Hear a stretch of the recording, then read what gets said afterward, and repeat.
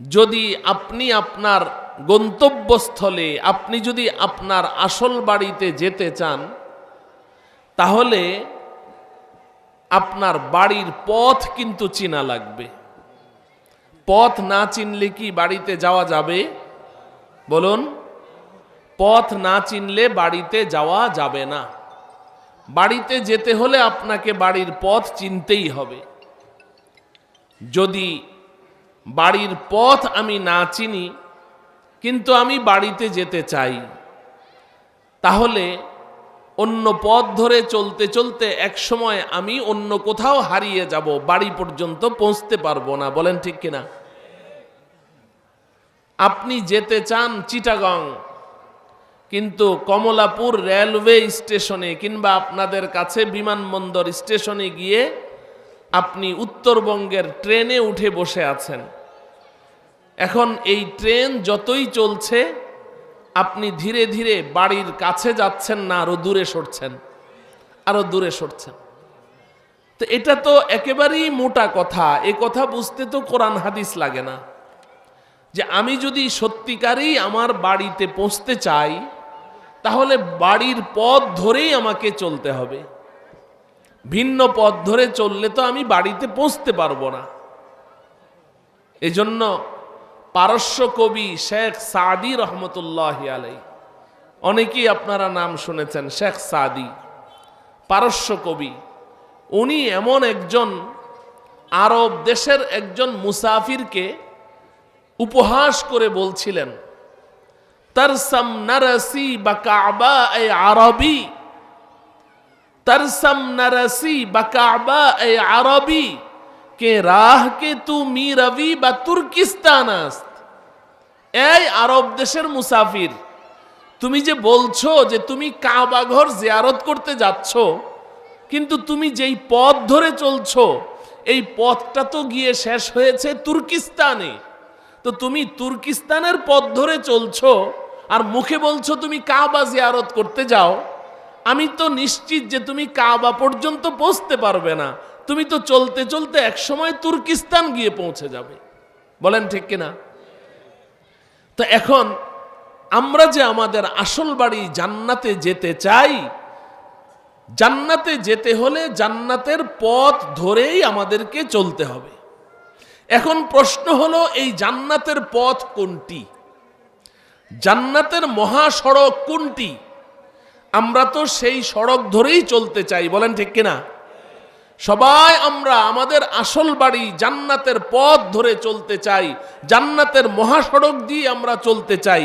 কারণ ওই সড়কটা গিয়ে শেষ হয়েছে আমার আপনার আসল বাড়ি, পৈতৃক সম্পত্তি সেই জান্নাতে গিয়ে শেষ হয়েছে। আমরাও ওই পথ ধরে চলে চলে এক সময় আমাদের আসল বাড়ি জান্নাতে পৌঁছে যেতে চাই। এখন প্রশ্ন হলো, সেই পথ কোনটি? আমার প্রিয় ভাইয়েরা, আমরা যে এই পৃথিবীতে চলাফেরা করি, বিভিন্ন মহাসড়ক ধরে যখন চলি, তখন বিভিন্ন সড়কের মধ্যে নাম থাকে। এক একটা সড়কের এক একটা নাম, এক এক সড়কের এক একটা নাম। জান্নাতের যেই সড়ক, জান্নাতের যেই পথ, এই পথেরও কিন্তু একটা নাম আছে। এই মহাসড়কের নামটা আমাদের মুখস্থ রাখতে হবে। তারপরে এই নামের মহাসড়কটা আমাদেরকে খুঁজে বের করতে হবে, আর ওই পথ ধরেই আমাদেরকে চলতে হবে। তবেই আমরা আমাদের আসল বাড়ি জান্নাতে পৌঁছে যেতে পারব। এখন প্রশ্ন হলো, জান্নাতের এই মহাসড়কের নাম কি? জান্নাতের মহাসড়কের নাম হলো সিরাতে মুস্তাকিম। সুবহানাল্লাহ বলেন, আমার সাথে বলেন, সিরাতে মুস্তাকিম। সিরাতে মুস্তাকিম, এটা হলো জান্নাতের মহাসড়কের নাম।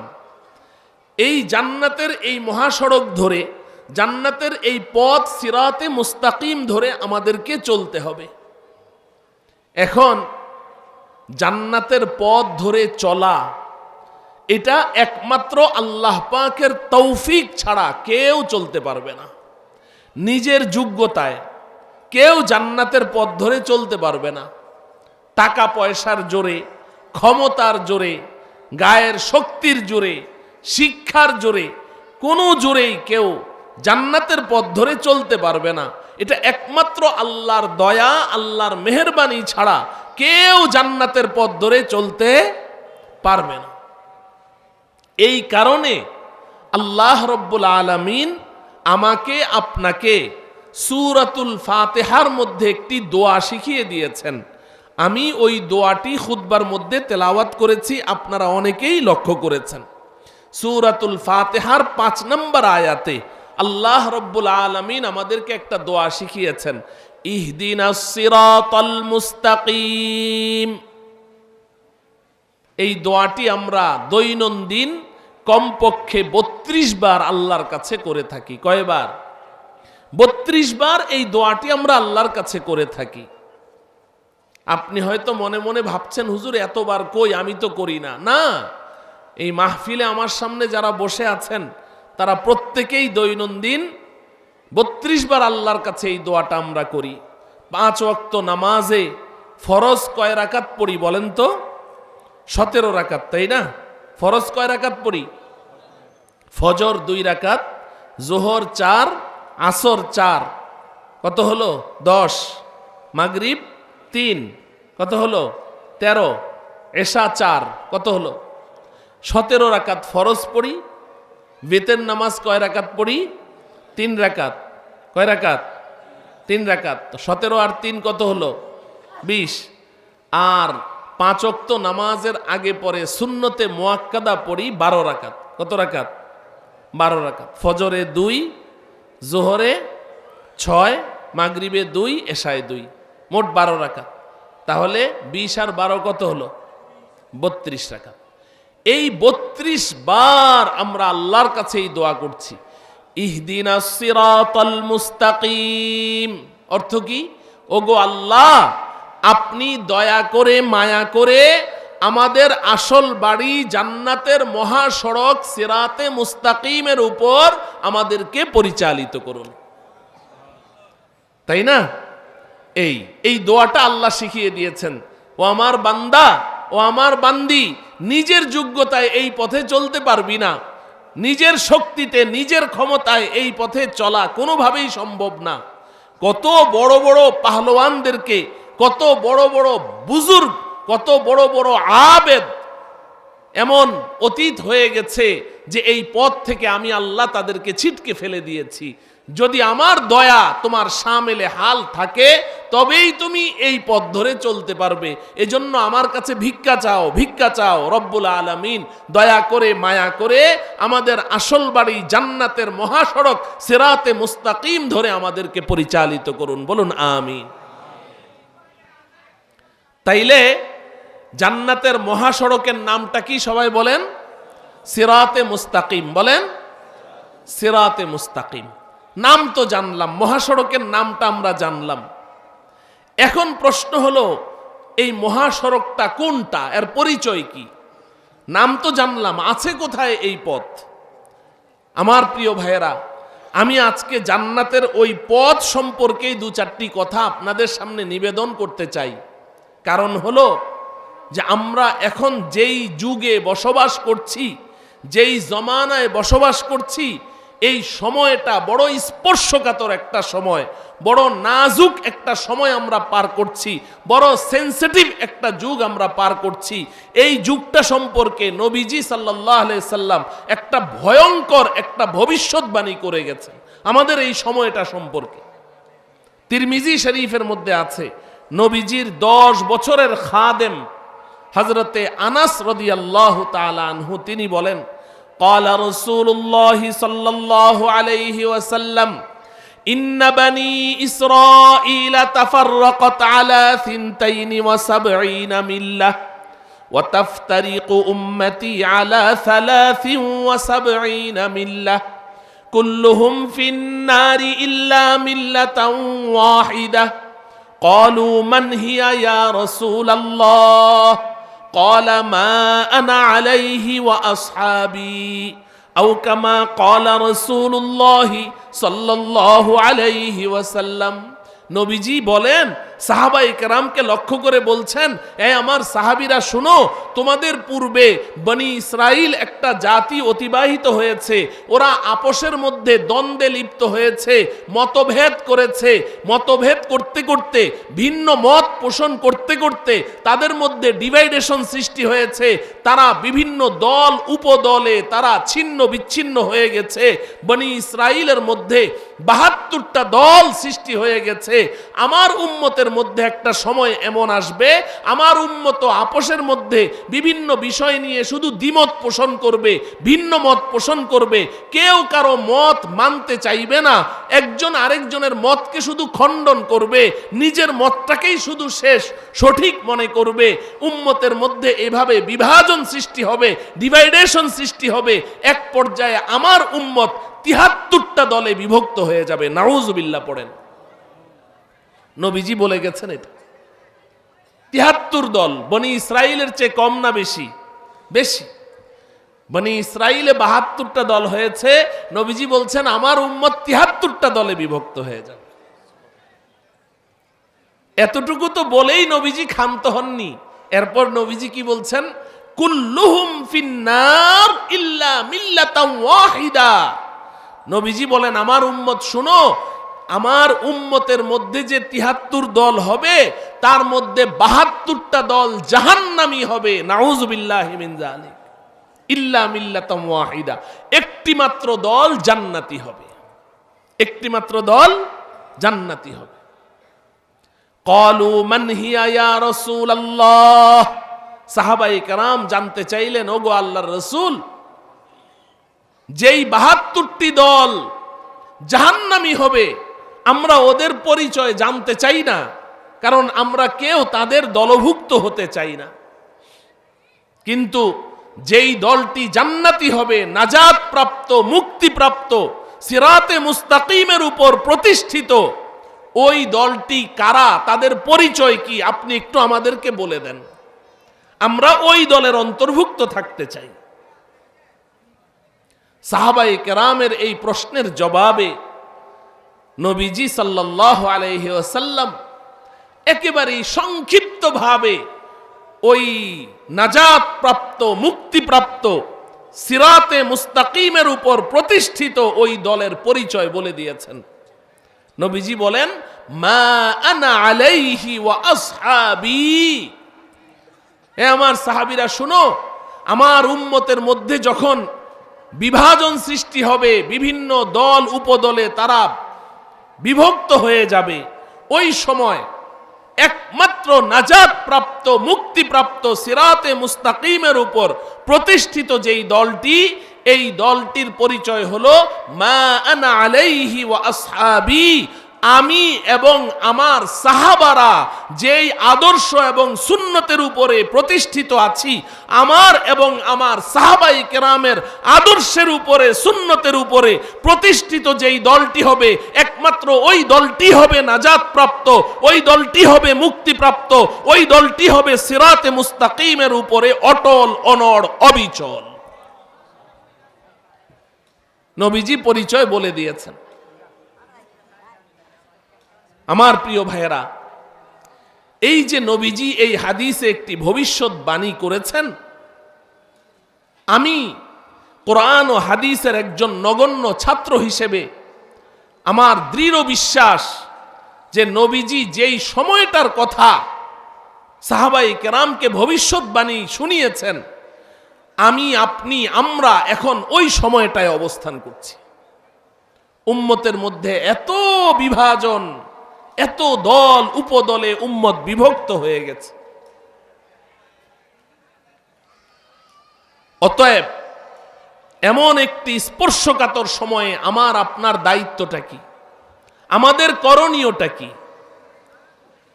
আমাদের করণীয় হচ্ছে নবীজি সাল্লাল্লাহু আলাইহি সাল্লাম যেই জামাতের কথা বলে গেছেন, মা আনা আলাইহি ওয়া আসহাবি, আমি এবং আমার সাহাবারা যেই আদর্শের উপরে প্রতিষ্ঠিত আছি, আমার এবং আমার সাহাবাদের আদর্শের উপরে প্রতিষ্ঠিত দলটি হবে একমাত্র নাজাত প্রাপ্ত।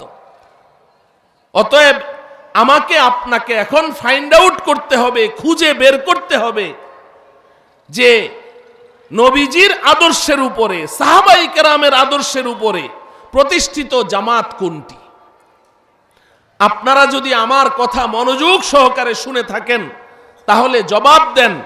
নবীজি সাল্লাল্লাহু আলাইহি সাল্লাম নাজাত প্রাপ্ত, মুক্তিপ্রাপ্ত দলের কথা পরিচয় পেশ করতে গিয়ে কি বলেছেন?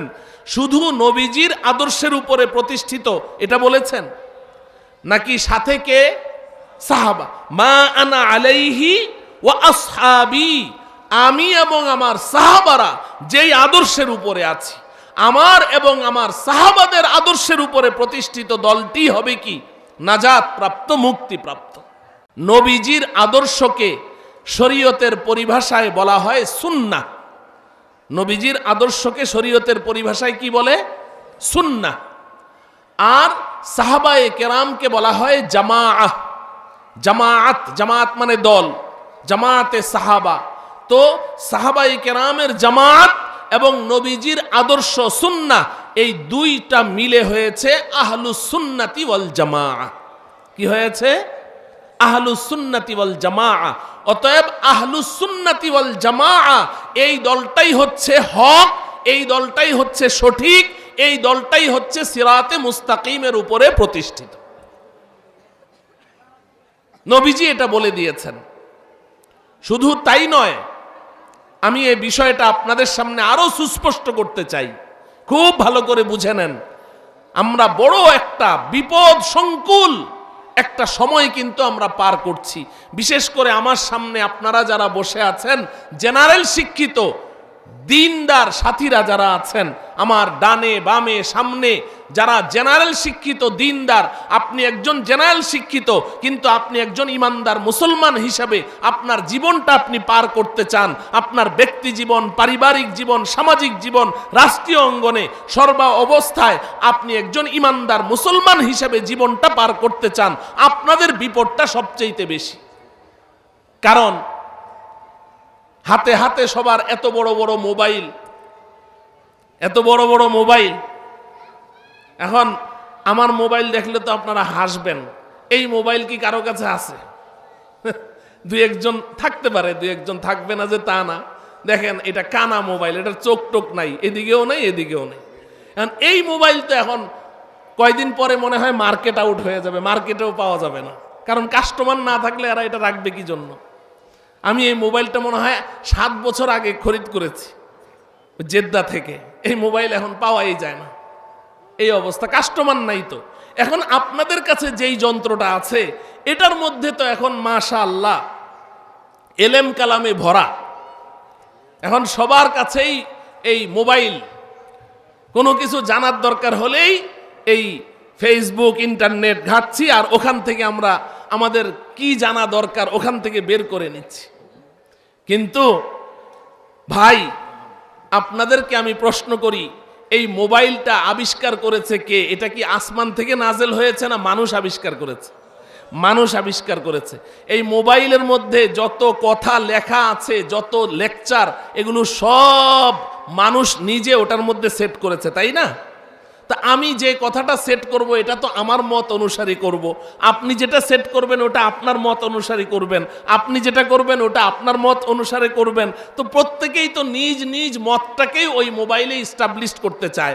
এখন আপনি যে মোবাইলে আমার লেকচার শুনে আপনি সিদ্ধান্ত নিলেন আপনি এইভাবে চলবেন, কিংবা ওনার লেকচারটা শুনলেন, শুনে আপনি সিদ্ধান্ত নিলেন ওনারটা মতো চলবেন, আপনি আমাকেও চিনেন না ওনাকেও চিনেন না, আপনি তো কোনো ব্যাকগ্রাউন্ড বলতে কিছুই জানেন না। একজনের আলোচনা আপনার কাছে খুব ভালো লেগেছে, বাহ এই লোকটার তো চেহারাও সুন্দর, ভাষাও সুন্দর, বাচনভঙ্গিও অনেক সুন্দর, আবার কথায় কথায় তো কোরআনের রেফারেন্স দিচ্ছে, হাদিসের রেফারেন্স দিচ্ছে, অতএব ওনারটাই সঠিক। বাস আপনি এই সিদ্ধান্ত নিয়ে তার কথা মতো চলতে শুরু করলেন। আপনি জানলেনও না যে উনি আয়াত তেলাওয়াত করলেন কি আর অনুবাদটা করলেন কি, হাদিস পড়লেন কি আর এটার উদ্দেশ্য, এটার মর্মার্থ কি বর্ণনা করলেন, আপনি কিছুই বুঝলেন না। বাস ওনার পিছনে দৌড়াতে শুরু করলেন। যার কাছে যার কথা ভালো লাগছে সে তার পেছনে দৌড়াচ্ছে। টেলিভিশনে বসে বসে দিন শিখেন, টেলিভিশনে এক এক চ্যানেলে এক এক হুজুর কথা বলে। এখন আপনার কাছে গ্রহণযোগ্য কে? যাকে আপনার ভালো লাগে সেই আপনার গ্রহণযোগ্য। কারণ আপনার কাছে তো কষ্টি পাথর নাই, মনে কষ্ট নিয়েন না, বুঝতে চেষ্টা করেন। যদি আপনার কাছে কষ্টি পাথর থাকে, আপনি ঘষা দিলে বলতে পারবেন এটা খাঁটি সোনা না ভেজাল সোনা। কিন্তু আপনার কাছে তো হক আর বাতিল চেনার মতো, সত্য আর মিথ্যা চেনার মতো কষ্টি পাথর, কোরআন ও হাদিসের ওই কষ্টি পাথর আপনার কাছে নেই যে আপনি ঘষা দিয়ে বলবেন এটা হক, এটা বাতিল, এটা সত্য, এটা মিথ্যা, এটা সঠিক, এটা বেঠিক। এটা চেনার মতো কষ্টি পাথর নাই যে আপনার কাছে। আপনি কিভাবে সিদ্ধান্ত নেবেন কোনটা সঠিক কোনটা বেঠিক? যার কারণে উম্মত আজকে উদ্ভ্রান্ত বিভ্রান্তের মতো শুধু ঘোরাঘুরি করছে, সিদ্ধান্ত নিতে পারছে না যে কার কথা শুনবে, কার পিছে চলবে, আর জীবন তরির বৈঠাটা কার হাতে ছেড়ে দিবে, সিদ্ধান্ত নিতে পারছে না। এজন্য আমার প্রিয় ভাইয়েরা, আমি আপনাদেরকে আজকে এই বিষয়ে দু চারটি কথা বলতে চাই। নবীজি সাল্লাল্লাহু আলাইহি সাল্লাম আমাদেরকে বলে গেছেন হযরতে ইরবাজ ইবনে সারিয়া রাদিয়াল্লাহু তাআলা আনহু, একজন সাহাবী, উনি একটা হাদিস বলেছেন, লম্বা চওড়া একটা হাদিস। আবু দাউদ শরীফের মধ্যে আছে, নাসাই শরীফের মধ্যে, ইবনে মাজাহ শরীফ, মুসনাদে আহমদ ইবনে হাম্বলের মধ্যে এই হাদিসটা আছে। হযরতে ইরবাজ ইবনে সারিয়া রাদিয়াল্লাহু তাআলা আনহু বলেন, সাল্লা বিনা রাসূলুল্লাহ সাল্লাল্লাহু আলাইহি ওয়াসাল্লাম যাতা ইয়াউমিন, যে একদিন নবীজি সাল্লাল্লাহু আলাইহি সাল্লাম আমাদের নামাজের ইমামতি করলেন। ফাওয়াযানা মাউইযাতান বালিগা, নামাজের পরে নবীজি সাল্লাল্লাহু আলাইহি সাল্লাম আমাদেরকে হৃদয় স্পর্শী, মর্মস্পর্শী একটা ভাষণ দিলেন। ফাওয়াযানা মাউইযাতান বালিগা, একটা মর্মস্পর্শী, হৃদয় স্পর্শী একটা ভাষণ দিলেন। জারাফাত মিনহাল উয়ুন ওয়া ওয়াজিলাত মিনহাল কুলুব, নবীজির বক্তব্য শুনে আমাদের প্রত্যেকটা সাহাবীর চোখ দিয়ে দরদর করে পানি ঝরতে শুরু করলো এবং প্রত্যেকটা সাহাবীর অন্তর একেবারেই গলে নরম হয়ে গেল। ফাকালা রাজুলুন ইয়া রাসূলুল্লাহ কাআন্না হাযিহি মাউইযাতু মুয়াদ্দিইন ফাআউসিনা, একজন সাহাবী দাঁড়িয়ে গেলেন, দাঁড়িয়ে বললেন, ওহে আল্লাহর রাসূল, আপনার আজকের বয়ানটা শুনে মনে হচ্ছে যেন আপনি আমাদেরকে বিদায় জানাচ্ছেন। মনে হয় যেন আমরা আর আপনার ওয়াজ শুনতে পারবো না, আপনার কথাগুলো বিদায়ী ভাষণের মতো লাগছে। কাআন্না হাযিহি মাউইযাতু মুয়াদ্দিইন ফাআউসিনা, তো মনে হয় যেন আর আপনার ওয়াজ শুনতে পারবো না, বয়ান শুনতে পারবো না, অতএব আজকে আপনি আমাদেরকে শেষ নসিহত করে দেন। আজকে আপনি আমাদেরকে কি করে দেন? শেষ নসিহত করে দেন। এই আপনি ওদিকে কি দেখেন, আমার দিকে না তাকাবেন। আপনি এখানে ওইদিকে তাকানোর জন্য এসছেন, এদিকে তাকিয়ে থাকেন। যতক্ষণ আমি বসে থাকবো এদিকে তাকিয়ে থাকবেন। ডানে বামে তো সারাটা জীবনই তাকাইলেন, আজকে একটু সামনের দিকে তাকিয়ে থাকেন। সারা বছর তাকান, সমস্যা নেই। ওই সাহাবী দাঁড়িয়ে কি বললেন?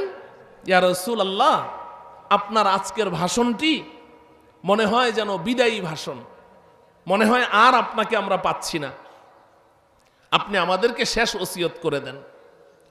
নবীজি সাল্লাল্লাহু আলাইহি ওয়াসাল্লাম তখন সাহাবায়ে কেরামকে শেষ ওসিয়ত করছেন। ফাকালা উসিকুম বিতাকওয়াল্লাহি ওয়াস-সামঈ ওয়াত-তাআহ ওয়ালাউ কানা আবদান হাবাশিয়া, নবীজি বললেন, হ্যাঁ আমি তোমাদেরকে আজকে শেষ ওসিয়ত করছি, শুনো। নবীজি সাহাবাদেরকে বলছেন, আমি শেষ ওসিয়ত করছি, শুনো। উসিকুম বিতাকওয়াল্লাহ, আমার এক নম্বর ওসিয়ত হচ্ছে তোমরা তাকওয়া অবলম্বন করো, তাকওয়া অর্জন করো। উসিকুম বিতাকওয়াল্লাহ, আল্লাহর পক্ষ থেকে তাকওয়া অর্জন করো। তাকওয়া অর্জন করার অর্থ কি? একেবারেই সংক্ষিপ্ত কথা। তাকওয়ার ডেফিনেশন, তাকওয়ার আলোচনা অনেক বিস্তীর্ণ। আমি এক কথায় আপনাদেরকে বলছি, তাকওয়া মানে হচ্ছে আল্লাহর ভয়ে আল্লাহর নাফরমানি ছেড়ে দেওয়া, এটাকে তাকওয়া বলা হয়। আল্লাহর ভয়ে আল্লাহর নাফরমানি ছেড়ে দেওয়া, আল্লাহর অবাধ্যচারিতায় লিপ্ত না হওয়া, এটাকে তাকওয়া বলা হয়। আমি দুইটা কথা বলেছি, আল্লাহর ভয়ে আল্লাহর নাফরমানি ছাড়তে হবে। আপনি আল্লাহকে ভয় করলেন, নাফরমানি ছাড়লেন না, এটাও তাকওয়া না। আরেকটা হলো আল্লাহর নাফরমানি ছেড়েছেন কিন্তু আল্লাহর ভয়ে না, মানুষের ভয়ে, এটাকেও তাকওয়া বলে না। গুনাহ ছাড়তে হবে কার ভয়ে? আল্লাহর ভয়ে। যে ব্যক্তি আল্লাহর ভয়ে গুনাহ ছেড়ে দেয় তাকে মুত্তাকি বলে। আমার প্রিয় যুবক ভাই শোনো, আমার প্রিয় যুবক ভাইয়েরা শোনো, আল্লাহ পাক সূরাতুল বাকারার শুরুতে কি বলেছেন? যালিকাল কিতাবু লা রাইবা ফি হুদাল লিল মুত্তাকিন, হুদাল লিল মুত্তাকিন। আমি এই কিতাবটা অবতীর্ণ করেছি, আমার কিতাবে কোনো সন্দেহের কোনো অবকাশ নেই, আর এই কিতাবটা মুত্তাকিনদের জন্য আমি হেদায়েত হিসেবে নাযিল করেছি। কাদের জন্য? মুত্তাকিনদের জন্য। মুত্তাকিনদের জন্য হেদায়েত হিসেবে নাযিল করেছি। আল্লাহ পাক বলেন নাই হুদাল্লিল মুমিনিন, মুমিনিনদের জন্য হেদায়েত হিসেবে নাযিল করেছি, তাও বলেননি। মুত্তাকিনদের জন্য, যারা তাকওয়া অবলম্বন করবে তাদের জন্য আমার এই কিতাব হেদায়েত। আর তাকওয়া অর্থ কি? কি বললাম? আল্লাহর ভয়ে আল্লাহর নাফরমানি ছেড়ে দেওয়া, এটাকে তাকওয়া বলা হয়। হেদায়েত কাকে বলে? যে মুত্তাকিনদের জন্য আমার এই কিতাবটা হেদায়েত। ও ভাই, হেদায়েত কাকে বলে শুনেন। হেদায়েতের দুইটা অর্থ। একটা অর্থ হলো কাউকে পথ বলে দেওয়া, আর একটা অর্থ হলো গন্তব্যস্থল পর্যন্ত পৌঁছিয়ে দেওয়া। দুইটা অর্থ হেদায়েতের। আল্লামা তাফতাজানি রহমতুল্লাহি আলাইহি দুইটা অর্থ করেছেন। একটা হলো ইরাআতুত তরিক। আপনাকে এসে কেউ জিজ্ঞাসা করলো যে আমি জাতীয় মসজিদ বাইতুল মুকাররম যেতে চাই, আপনি বললেন এখান থেকে একটা অটো নাও, অটো নিয়ে তুমি সোজা চলে যাও মেইন রোডে, মেইন রোডে যাওয়ার পরে ওখানে গিয়ে বাসে উঠো, বাস থেকে অমুক জায়গায় নামবে, ওখান থেকে আরেকটা বাসে উঠে বাইতুল মুকাররমের সামনে নামবে। আপনি এভাবে তাকে ঠিকানা বলে দিলেন, এটাকে আরবিতে হেদায়েত বলা হয়, অর্থাৎ ইরাআতুত তরিক, পথ বলে দিলেন। আর আরেকটা অর্থ কি জানেন? ইসাল ইলাল মতলুব, মানে হচ্ছে সে যেই জায়গায় যাইতে চায় আপনি শুধু মুখে বললেন না, যখনই এসে বলল যে ভাই আমি জাতীয় মসজিদ বাইতুল মুকাররম যেতে চাই, আপনি বললেন আমার সাথে আসো, আপনি ওর হাতটা ধরলেন, হাত ধরে নিজে একটা অটোতে উঠলেন, অটোতে উঠে মেইন রোডে গিয়ে নামলেন, গিয়ে তারপরে বাসের দুইটা টিকিট করলেন, করে তার হাত ধরে ওই বাইতুল মুকাররমের সামনে নেমে তার হাত ধরে বাইতুল মুকাররম মসজিদে ঢুকিয়ে দিয়ে তারপরে বললেন এই যে নাও তোমার বাইতুল মুকাররম মসজিদ। এটাকে হেদায়েত বলা হয়, গন্তব্যস্থল পর্যন্ত পৌঁছিয়ে দেওয়া। এবার মুফাসসিরিনে কেরাম লিখেছেন হুদাল্লিল মুত্তাকিন, আল্লাহর বান্দাবান্দীদের মধ্যে যারা মুত্তাকি হবে। মুত্তাকি কাকে বলে? আবারও বলছি, আল্লাহর ভয়ে সমস্ত নাফরমানি ছেড়ে দেওয়া, সমস্ত গুনাহ এবং পাপকে ছেড়ে দেওয়া, যে ছাড়ে তাকে মুত্তাকিন বলে। আল্লাহ পাক বলেন হুদাল্লিল মুত্তাকিন, আমার বান্দাবান্দীদের মধ্যে যারা আমার ভয়ে আমার নাফরমানি ছেড়ে দিবে, আমার এই কিতাব কোরআনটা তার জন্য হেদায়েত। হেদায়েত মানে কি? তাকে তার গন্তব্যস্থল পর্যন্ত পৌঁছিয়ে দিবে। আমরা শুরুতে আলোচনা শুরু করেছিলাম, আমাদের গন্তব্যস্থল কোথায়? জোরে বলেন। জান্নাত। গন্তব্যস্থল কোথায়? জান্নাত। এই কিতাবটা কি করবে? যে মুত্তাকি হবে তার হাত চেপে ধরবে, হাত চেপে ধরে সারাটা জীবন এই দুনিয়াতে তার সাথে থাকবে। যখন কবরে যাবে এই কোরআন তার হাত ছাড়বে না, তার হাত ধরে রাখবে। মুনকার নকির সুয়াল করলে সুয়ালের জবাব তার পক্ষ থেকে ওই কোরআন দিয়ে দিবে। এরপরে হাসরের ময়দানে যাবে, এই কোরআন তার হাত ছাড়বে না, হাসরের ময়দানের প্রশ্নগুলোর জবাবও ওই কোরআন দিয়ে দিবে। এরপরে এই কোরআন তাকে জান্নাতের গেট দিয়ে ঢুকিয়ে তারপরে তাকে বিদায় দিয়ে দিবে। এই হচ্ছে হুদাল্লিল মুত্তাকিন। তো নবীজি শেষ ওসিয়তটা এটা করে গেছেন, উসিকুম বিতাকওয়াল্লাহ, উসিকুম বিতাকওয়াল্লাহ। এ আমার সাহাবীরা, আমার জীবনের শেষ ওসিয়ত তোমাদেরকে করছি, শোনো, তোমরা তাকওয়া অবলম্বন করো। এক নম্বর ওসিয়ত। আল্লাহ রাব্বুল আলামিন আমাদের সকলকে এই তাকওয়া অবলম্বন করার তৌফিক দান করুন। দুই নম্বর, ওয়াস-সামঈ ওয়াত-তাআ। দুই নম্বর ওসিয়ত করলেন যে তোমাদের যে ধর্মীয় নেতা হবে, ধর্মীয় নেতা যে হবে তোমরা তার অনুসরণ করবে। এমনকি তোমাদের হুকুমত, রাষ্ট্রীয় জিম্মাদারি যার হাতে যাবে, এই হুকুমতের জিম্মাদারি খলিফাতুল মুসলিমিন, আমিরুল মুমিনিন যে হবে, তোমরা তার অনুসরণ করবে। ওয়ালাউ কানা আবদান হাবাশিয়া, যদিও সে একজন হাবশী কৃতদাস গোলামও হয়, যদি যতক্ষণ পর্যন্ত সে শরীয়তের ভিতরে তোমাদেরকে নির্দেশ দিবে, শরীয়তের গণ্ডির বাইরে কারো অনুসরণ করা যাবে না। শরীয়তের গণ্ডির বাইরে কারো অনুসরণ করা যাবে না। লা তাআতা লিমাখলুকিন ফি মাসিয়াতিল খালিক। শরীয়তের বিধানের বাইরে যদি আমার বাবা আমাকে নির্দেশ দেয়, আমার মা আমাকে নির্দেশ দেয়, নো, এগুলো একটাও পালন করা যাবে না। এমনকি রাষ্ট্রপ্রধানও যদি হয় তাও তার কথা মানা যাবে কি না। নবীজি বলছেন ওয়াসসামঈ ওয়াত-তাআ ওয়ালাউ কানা আবদান হাবাশিয়া। যদি হাবশী গোলামও, একজন কৃতদাস গোলামকেও যদি রাষ্ট্রপ্রধান বানানো হয়, সে যতক্ষণ পর্যন্ত তোমাদেরকে শরীয়তের ভেতরে পরিচালনা করবে ততক্ষণ তার অনুসরণ করবে, তার বিরুদ্ধে বিদ্রোহ করবে না। এটা হলো 2 নম্বর ওসিয়ত নবীজির শেষ। আর 3 নম্বর বলছেন, এটা হলো আমার উদ্দেশ্য, যেটা আমি এখন বলতে চাই। নবীজি বলছেন ফাইন্নাহু মাইয়াইশ মিনকুম বাদি ফাসায়ারা ইখতিলাফান কাসীরা।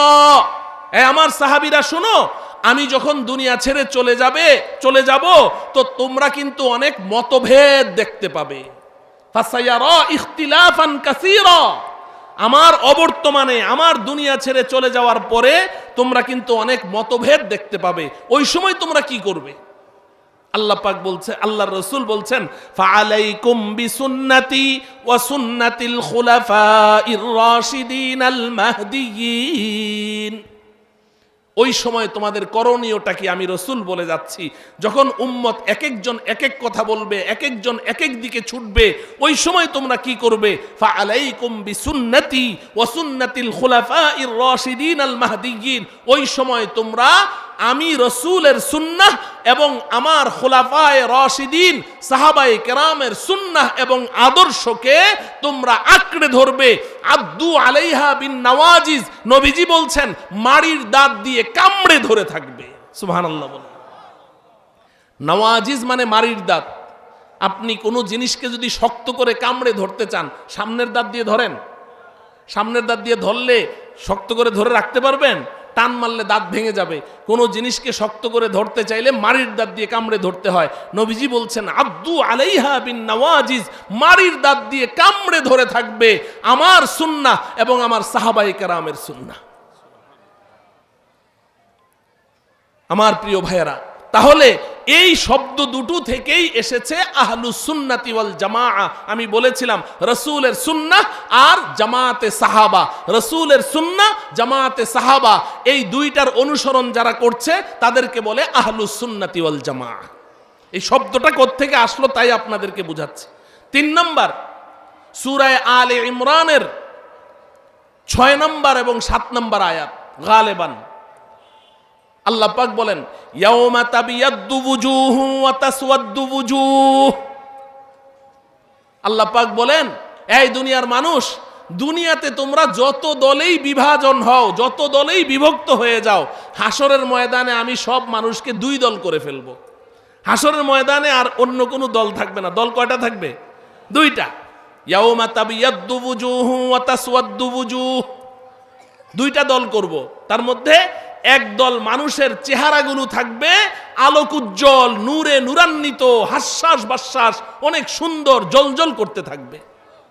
ওয়া তাসওয়াদ্দু বুজুহ, আর আরেক দল মানুষের চেহারা হবে নিকুশ, কালো, বিকট, ভয়ঙ্কর। এরপর আল্লাহ পাক বলছেন ফাআম্মাল্লাযীনা আসওয়াদ্দাত ওয়ুজুহুহুম আকাফারতুম বা'দা ঈমানিকুম ফাযূকুল আযাবা বিমা কুনতুম তাকফুরুন ওয়া আম্মাল্লাযীনা বিয়াদ্দাত ওয়ুজুহুহুম ফাফি রাহমাতিল্লাহ হুম ফিহা খালিদুন। আল্লাহ পাক বলেন, যেই মানুষগুলোর চেহারা হবে নিকুশ, কালো, বিকট, বিভৎস, ভয়ঙ্কর, এদেরকে আমি জাহান্নামে নিক্ষেপ করব। আর যেই মানুষগুলোর চেহারা হবে নূরে নূরান্বিত, আলোক উজ্জ্বল, হাস্যোজ্জ্বল থাকবে, এদেরকে আমি আমার রহমতের চাদর দিয়ে আবৃত করে এদেরকে আমি জান্নাত দিয়ে দিব এবং চিরকাল তারা জান্নাতেই থেকে যাবে।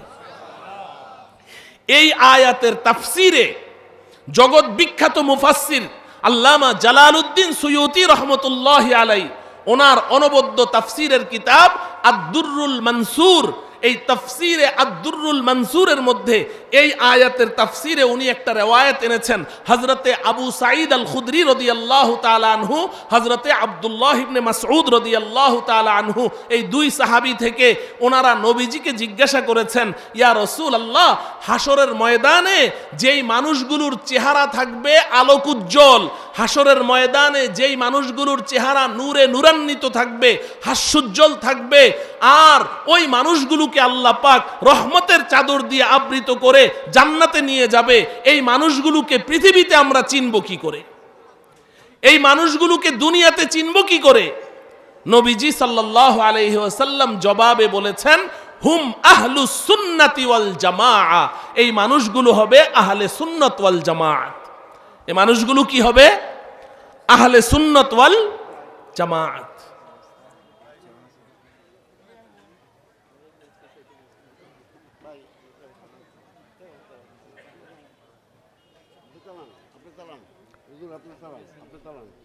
মেহমানকে বসতে দেন। হ্যাঁ, মেহমান বসতে আছে, ভাই বসুন, জামাই বসেন বসেন।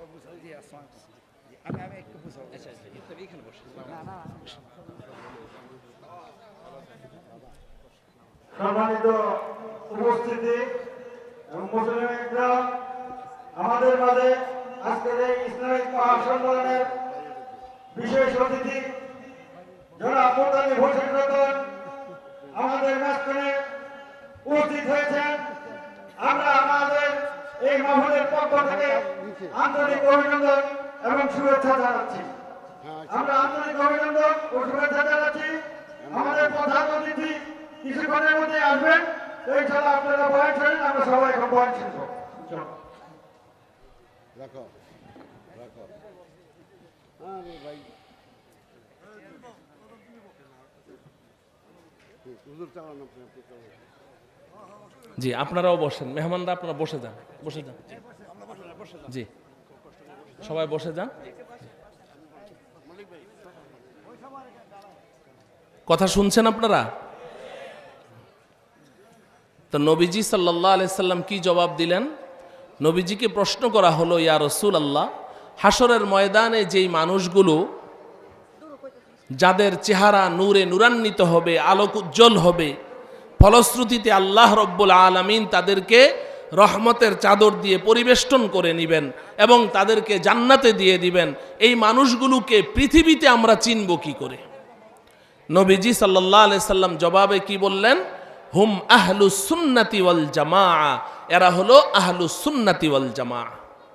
তো এই হাদিসগুলো থেকে আমরা পরিষ্কার বুঝলাম যে সিরাতে মুস্তাকিমের উপরে প্রতিষ্ঠিত, সিরাতে মুস্তাকিমের উপরে প্রতিষ্ঠিত, জান্নাতের পথে প্রতিষ্ঠিত পরিচালিত যেই জামাত, এর নাম হলো কি?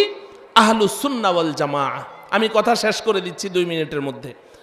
এখন আমি যে কথা থেকে শুরু করেছিলাম ওইদিকে খেয়াল করেন। আল্লাহ রব্বুল আলামিন আমাদেরকে সূরাতুল ফাতিহার মধ্যে কি দোয়া শিখিয়েছেন? ইহদিনাস সিরাতাল মুস্তাকিম। ও আল্লাহ, আপনি আমাদেরকে সিরাতে মুস্তাকিমের উপরে চালান। সিরাতে মুস্তাকিম মানে কি? জান্নাতের পথ। জান্নাতের পথ মনে আছে তো? জান্নাতের মহাসড়কের নাম কি? সিরাতে মুস্তাকিম। এখন এই সিরাতে মুস্তাকিম কোনটা? আল্লাহ পাক 6 নম্বর আয়াতের পরিচয় বলে দিচ্ছেন, সিরাতাল্লাযীনা আন'আমতা আলাইহিম। এই সিরাতাল্লাযীনা আন'আমতা আলাইহিম, এ বান্দা, এ বান্দি, নামাজের মধ্যে এটাও বলো, সিরাতাল্লাযীনা আন'আমতা আলাইহিম। ওগো আল্লাহ, জান্নাতের পথ সিরাতে মুস্তাকিম ওই পথ যেই পথের পথিকদেরকে আপনি পুরস্কৃত করেছেন, যেই পথের পথিকদেরকে আপনি পুরস্কৃত করেছেন। আপনার পুরস্কার প্রাপ্ত বান্দারা যেই পথে চলছে, আমাদেরকে ওই পথে পরিচালিত করুন। আপনার পুরস্কার প্রাপ্ত, আপনার নির্বাচিত, আপনার বাছাইকৃত, আপনার পছন্দের বান্দারা যেই পথ ধরে চলছে ওটাই জান্নাতের পথ, ওটাই সিরাতে মুস্তাকিম। ওগো আল্লাহ, দয়া করে মায়া করে আমাদেরকে আপনার ওই পছন্দের বান্দাদের পেছনে পেছনে চালান, কারণ তারা চলতে চলতে এক সময় জান্নাতে চলে যাবে, আমরাও তাদের পেছনে পেছনে চলতে চলতে এক সময় জান্নাতে চলে যাব। এটা হলো 6 নম্বর আয়াতের অর্থ। আমার প্রিয় ভাইয়ারা, এই ছেলেটা বড় ডিস্টার্ব করতেছে, এই বয়ানের শুরু থেকেই চলছে ওর ছবি উঠানো। কয়বার উঠাইতে হয় রে ভাই? তো এই বয়ানের শুরু থেকে ওর ছবি খালি ঘুরে ঘুরে চলছে। এক জায়গায় বসে উঠাও। আচ্ছা চুপ করেন আপনারা, মনোযোগ নষ্ট হয়ে গেলে আমি তো ভাই এই সুরকার না আর গীতিকার না যে আপনাদেরকে একটু সুর টুর শোনাবো, একটা ক্লাস নিতেছি আপনাদের, একটু মনোযোগটা নষ্ট হয়ে গেলে সমস্যা। তো এখন প্রশ্ন হলো যে আল্লাহ রব্বুল আলামিন সূরাতুল ফাতিহার 6 নম্বর আয়াতে এই যে আমাদেরকে এই কথাটা শিখাইলেন যে বান্দা আমার কাছে দরখাস্ত করে বলো, আল্লাহ গো আপনার পছন্দের, আপনার নিয়ামত প্রাপ্ত, পুরস্কার প্রাপ্ত নির্বাচিত বান্দারা যেই পথে চলছে আমাদেরকে ওই পথে চলান, তাদের পেছনে পেছনে চলান। তারা চলতে চলতে এক সময় জান্নাতে যাবে, আমরাও তাদেরকে ফলো করে চলতে চলতে এক সময় কোথায় চলে যাব? জান্নাতে চলে যাব। এখানে একটা প্রশ্ন, এই প্রশ্নের জবাবটা দিয়ে আমি কথা শেষ করে দিচ্ছি। প্রশ্নটা হলো যে আল্লাহ রব্বুল আলামিন জান্নাতের পথ সিরাতে মুস্তাকিম ধরে চলার জন্যে আমাদেরকে একখানা কিতাব দিয়েছেন, আসমানি কিতাব। এই কিতাবটার নাম কি? আল কোরআনুল কারীম। এই কিতাবটাকে যদি কেউ ফলো করে চলে তাহলে সে কি জান্নাতে যেতে পারবে না? কথা বলেন। এই কিতাবটা তো আল্লাহ দিয়েছেন জান্নাতের পথে চলার জন্য, সিরাতে মুস্তাকিমের উপর চলার জন্য। কোরআনে কারীমের বিসমিল্লাহর বা থেকে সূরা নাসের সিন পর্যন্ত এই কিতাব তো আমাদেরকে সিরাতে মুস্তাকিম দেখায়, জান্নাতের পথ দেখায়। কিন্তু আল্লাহ রব্বুল আলামিন সূরাতুল ফাতিহার 6 নম্বর আয়াতে আমাদেরকে এটা কেন বললেন না যে বান্দা সিরাতে মুস্তাকিম চিনতে চাও, জান্নাতের পথ চিনতে চাও? জান্নাতের পথ হলো কোরআনের পথ, কোরআনের পথ ধরে চলতে থাকো, জান্নাতে চলে যাবে। আল্লাহ পাক এটা তো বললেন না। আমার প্রশ্ন বুঝে আসে? 6 নম্বর আয়াতে আল্লাহ বলতে পারতেন সিরাতাল কোরআন, কোরআনের পথ জান্নাতের পথ, অথবা বলতে পারতেন সিরাতাল কোরআনি ওয়াল হাদিস, কোরআন হাদিসের পথ জান্নাতের পথ। এগুলো কিছুই তো আল্লাহ বললেন না। না বললে বললেন সিরাতাল্লাযীনা আনআমতা আলাইহিম, আল্লাহ তোমার পছন্দের বান্দাদের পেছনে পেছনে আমাদেরকে চালাও, ওরা যেই পথে চলছে ওটা জান্নাতের পথ, আমরা ওই পথে চলতে চাই। এখানে প্রশ্ন হলো আল্লাহ রব্বুল আলামিন জান্নাতের পথের পরিচয় দিতে গিয়ে সিরাতাল কোরআন, সিরাতাল কোরআনি ওয়াল হাদিস এগুলো না বলে সিরাতাল্লাযীনা আনআমতা আলাইহিম কেন বললেন? কোরআনের পথ না বলে, কোরআন হাদিসের পথ না বলে এটা কেন বললেন যে আমার পছন্দের বান্দারা যেই পথে চলে ওই পথে চলো? এই কথাটা কেন বললেন? এই প্রশ্নের জবাবটা আমি আপনাদেরকে একটা ছোট্ট উদাহরণ দিয়ে বুঝাই। ধরেন আপনার বাড়ি হলো রংপুর, আপনি জীবনে কোনোদিন ঢাকা আসেননি, বয়স এখন চলছে 60 বছর। আপনি হঠাৎ করে মনে একটা ইচ্ছা জাগলো আপনি জাতীয় সংসদ ভবনটা একটু দেখবেন, জীবনে দেখেন নাই। আপনার ভাতিজা চেয়ারম্যান, গেলেন চেয়ারম্যানের কাছে, ও চেয়ারম্যান আমাকে একটু রংপুর থেকে সোজা ঢাকা জাতীয় সংসদ ভবনের ঠিকানাটা একটু বলে দাও। বলে চাচা কেন? আমি সংসদ ভবন দেখতে চাই। চাচা আপনি জীবনে কখনো ঢাকা গেছেন? না, ঢাকা যাই নাই। তাহলে তো আপনি ভুলে যাবেন, আপনি কাগজ কলম নিয়ে আসেন, আমি ড্রয়িং করে দেই। তো আপনার ভাতিজা করলো কি, কাগজের মধ্যে আর্ট করে দিচ্ছে। আপনি এখন এই জায়গায় আছেন, এখান থেকে আপনি সোজা দক্ষিণ দিকে 2 কিলোমিটার যাবেন, এরপর একটা 3 মাথা পড়বে, ওখান থেকে আপনি ডান দিকে এই হালকা আধা কিলোমিটার গিয়েই এরপরে আবার বাঁ দিকে টার্নিং নিয়ে সোজা 5 কিলোমিটার যাবেন, ওখানে আবার একটা 4 মাথা পড়বে, 4 মাথা থেকে বাম দিকে সোজা যেতে থাকবেন, 10 কিলোমিটার গেলে একটা 7 মাথা পড়বে, 7 মাথা থেকে আপনি সোজাও যাবেন না, ডানেও যাবেন না, বাঁয়েও যাবেন না, সোজা আর বাম দিকের রাস্তার মাঝামাঝি তেরসা একটা রাস্তা গেছে, ওটা দিয়ে আপনি যাবেন। ওখান দিকে গিয়ে 3 কিলোমিটার যাওয়ার পরে হালকা বাঁ দিকে টার্নিং নিয়ে আবার ডান দিকে যাবেন। এখন আপনার ভাতিজার কলম একবার ডানে, একবার বাঁয়ে, একবার সোজা, একবার তেরসা। আপনার তো মাথাটা ভোঁ ভোঁ করে ঘুরছে, বলেন ঠিক কিনা? এখন এই মুহূর্তে এলাকার ইমাম সাহেব এসে ঢুকলেন, ঢুকে বললেন চেয়ারম্যান সাহেব কি করেন? বলে চাচাকে আমি এই রংপুর থেকে ঢাকা সেই সংসদ ভবনের পথটা একটু আট করে দিচ্ছি। ইমাম সাহেব বলে সর্বনাশ, এই কাগজ নিয়ে যদি উনি বের হয় উনি রাস্তা হারায় ফেলবে। বলে তাহলে কি করতে হবে? ইমাম সাহেব বলেন আমার কাছে একটা সহজ পথ আছে। কি সহজ পথ? বলে আমি এখন এই মসজিদ থেকে বের হলাম, বের হয়ে এমপি সাহেবের বাড়ির সামনে দিয়ে আসলাম, আসার পথে দেখলাম এমপি সাহেবের গেটের সামনে ওনার গাড়িটা দাঁড় করানো। ড্রাইভারকে জিজ্ঞাসা করলাম, ড্রাইভার এমপি সাহেব কি কোথাও যাবে? ড্রাইভার বললেন যাবে না মানে?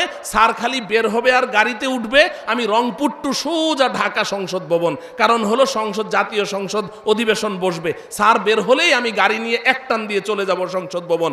এখন ইমাম সাহেব চাচাকে বলছে, চাচা আপনার গাড়ি আছে? বলে আছে, প্রাডো গাড়ি নতুন কিনেছি। আপনি তাড়াতাড়ি গাড়িটা নিয়ে এমপির পিছনে গিয়ে দাঁড়িয়ে থাকেন, ওই গাড়ির পিছনে আপনার গাড়িটা লাগিয়ে রাখেন, যখন এমপির গাড়ি স্টার্ট দিবে আপনার গাড়িও স্টার্ট দিবেন, এমপির গাড়ি চলতে থাকবে, গাড়ি ডানে আপনার গাড়ি ডানে, এমপির গাড়ি বাঁয়ে আপনার গাড়ি বাঁয়ে, এমপির গাড়ির স্পিড বাড়িয়ে দিবে আপনার গাড়িরও স্পিড বাড়িয়ে দিবেন, নতুন গাড়ি কোনো সমস্যা নাই। যদি এমপির গাড়িটা যদি ভাঙ্গা রাস্তা দিয়ে চলে, নতুন গাড়ির মায়া করবেন না, রাস্তা পছন্দ হইলেও ওই রাস্তা দিয়ে চলবেন, পছন্দ না হইলেও চলবেন, ওই গাড়িটাকে সামনে চোখে চোখে রাখবেন। রাস্তায় যদি কোথাও এমপি সাহেব গাড়িটা দাঁড় করিয়ে এস্তেঞ্জার হাজত ছাড়তে যায়, আপনি বিরক্ত হয়ে ওই গাড়ি ক্রস করে সামনে চলে যাবেন না, তাইলেই কিন্তু মরেছেন, পথ হারিয়ে ফেলবেন, ওই গাড়িটার পেছনে পেছনে থাকবেন। এক সময় এমপির গাড়ি সোজা সংসদ ভবনে ঢুকবে, আপনার গাড়িটাও সোজা সংসদ ভবনে ঢুকে যাবে। বলেন ঠিক কিনা? এই চাচা কি আর পথ হারাবে? ও আমার প্রিয় ভাইয়েরা, খুব ভালো করে বুঝেন, ভালো করে বুঝেন। আল্লাহ রব্বুল আলামিন সূরাতুল ফাতিহার মধ্যে আমাদের চোখে আঙ্গুলি দিয়ে বলে দিচ্ছে, ও আমার দুনিয়ার বান্দাবান্দিরা, তোমাদেরকে জান্নাতের পথ সিরাতে মুস্তাকিমে চলার জন্য, সিরাতে মুস্তাকিম দেখার জন্য আমি আল্লাহ আসমানি কিতাব দিয়েছি। কিতাবের মধ্যে সিরাতে মুস্তাকিমের সম্পূর্ণ ঠিকানা আমি বলে দিয়েছি, কিন্তু তোমরা এই দুনিয়াতে এসে তোমরা দুনিয়ার পেছনে এমনভাবে অন্ধ হয়ে ছুটেছো, তোমাদের ব্যবসা বাণিজ্য, চাকরি বাকরি, রাজনৈতিক ক্যারিয়ার ডেভেলপ করতে গিয়ে তোমরা এই কিতাবুল্লাহ থেকে সিরাতে মুস্তাকিম খুঁজে বের করার যোগ্যতা অর্জন করতে পারোনি। আমি আল্লাহ তোমাদেরকে মাহরুম করব না। আসো এক কাজ করো, আমার জমিনে প্রত্যেক যুগে প্রত্যেক জমানায় আমার কিছু নির্বাচিত বান্দারা থাকবে, পছন্দের বান্দারা থাকবে। নবীজি তাদের পরিচয় বলে দিয়েছেন, লা তাজালু তাইফাতুম মিন উম্মতি মানসুরিনা আলাল হক লা ইয়াদুররুহুম মান খালাফাহুম হাত্তা তাকুমাস সাআ। নবীজি বলেন, আমার উম্মতের হক্কানি রব্বানি উলামায়ে কেরামের মধ্যে একটা হক জামাত সর্বক্ষণ প্রত্যেক যুগে সিরাতে মুস্তাকিমের উপরে চলবে। কোন নিন্দুকের নিন্দা, কোন ভীতি প্রদর্শনকারীর ভয়, কোন জালেম অত্যাচারী রাজা বাদশার জেল জুলুম নির্যাতন তাদেরকে হক কথা বলা থেকে, হক পথে চলা থেকে সামান্য মাত্র বিচ্যুত করতে পারবে না। এরাই হচ্ছে আল্লাহ পাকের নির্বাচিত বান্দা। ও দুনিয়ার মানুষ, ওই পবিত্র জামাতের পেছনে তোমার জীবনের গাড়িটা লাগিয়ে দাও। ওরা যেদিকে যায় তুমি সেদিকে যাও, ওরা যেদিকে চলে তুমি সেদিকে চলো, ওদের দিক নির্দেশনা মতো চলতে থাকো। এক সময় তারা চলতে চলতে জান্নাতে প্রবেশ করবে। তুমি যদি ওদেরকে ফলো করতে পারো, এক সময় তুমিও তোমার আসল বাড়ি জান্নাতে পৌঁছে যাবে। আমার প্রিয় ভাইয়েরা, এই কথাটাই সূরাতুল ফাতিহার মধ্যে আল্লাহ পাক আমাদেরকে বলে দিয়েছেন। অতএব আমাদের দায়িত্ব হলো এই হক জামাত, এই পবিত্র জামাত, এটাকে ফাইন্ড আউট করা, এটাকে খুঁজে বের করা এবং এই জামাতের সাথে আমাদের চলতে থাকা। আল্লাহ রব্বুল আলামিন আমাদেরকে এই পবিত্র জামাতের সাথে চলার তৌফিক দান করুন। সর্বশেষ কথা, আপনি জিজ্ঞাসা করতে পারেন, হুজুর এখন এই পবিত্র জামাত কোনটা, এই জামাতকে কোথায় খুঁজে বের করব? এই কথাটা আমি আমার নিজের থেকে বলবো না, কারণ নিজের থেকে বললে তো কোনো একটা প্রান্তিকতার শিকার হয়ে যেতে পারি যে তুমি যেই দলের তুমি সেই দলের কথা বলছো। না, বর্তমান দুনিয়ার সর্বশ্রেষ্ঠ আলেম, বর্তমান দুনিয়ার সর্বশ্রেষ্ঠ আলেম, আরব বিশ্ব যাকে শ্রেষ্ঠ আলেমের খেতাব দিয়েছে, শাইখুল ইসলাম আল্লামা তাকি উসমানী হাফিজাহুল্লাহ তাআলা, উনি লিখেছেন, मैं पहले तकलीदन कहता था, मैं पहले तकलीदन कहता था, अब पूरी दुनिया सफर करने के बाद बसीरत के साथ कहता हूं, उलमाए देवबंद ही हक पर है।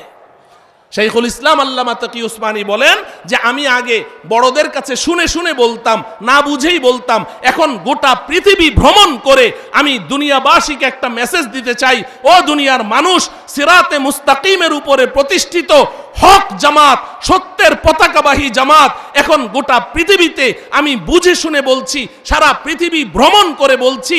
শাইখুল ইসলাম আল্লামা তাকি উসমানী সারা পৃথিবী 2 বার ভ্রমণ করেছেন। গোটা পৃথিবীতে এমন কোনো রাষ্ট্র নাই যেখানে তার পা পড়ে নাই। গোটা পৃথিবীর সমস্ত মানুষের ঈমান, আকীদা, আমল, তাকওয়া, পরহেজগারি সব কিছু গভীরভাবে পর্যবেক্ষণ করে তিনি বলছেন, আমি অকপটে এটা বলতে পারি, বর্তমান দুনিয়াতে হক এবং হক্কানিয়াতের পতাকাবাহী জামাত, সিরাতে মুস্তাকিমের উপর প্রতিষ্ঠিত জামাতের নাম হলো উলামায়ে দেওবন্দ। কি নাম? উলামায়ে দেওবন্দ। উলামায়ে দেওবন্দ। আজকে যেই মাদ্রাসার মাহফিলে এসেছেন এটাও একটা দেওবন্দি মাদ্রাসা, কওমি মাদ্রাসা মানেই দেওবন্দি মাদ্রাসা। এই উলামায়ে দেওবন্দ, এই উলামায়ে দেওবন্দ হচ্ছেন তাদের ঈমান, আমল, আকীদা, তাকওয়া, পরহেজগারি সর্বদিক থেকে তারা হচ্ছে এই হক জামাত, সিরাতে মুস্তাকিমের উপর প্রতিষ্ঠিত জামাত। যদি আমি আমার আসল বাড়ি পর্যন্ত পৌঁছতে চাই, জান্নাতের মহাসড়ক ধরে চলতে চাই, এই পবিত্র জামাতের সাথে থাকব, এদের দিক নির্দেশনা মতো চলবো, তবেই ইনশাআল্লাহ আমরা আমাদের বাড়ি পর্যন্ত পৌঁছতে পারবো। আল্লাহ রব্বুল আলামিন এই কথাগুলোর উপর চিন্তা ভাবনা করে আমাদের ভবিষ্যৎ চলার পথ নির্ধারণ করার তৌফিক দান করুন।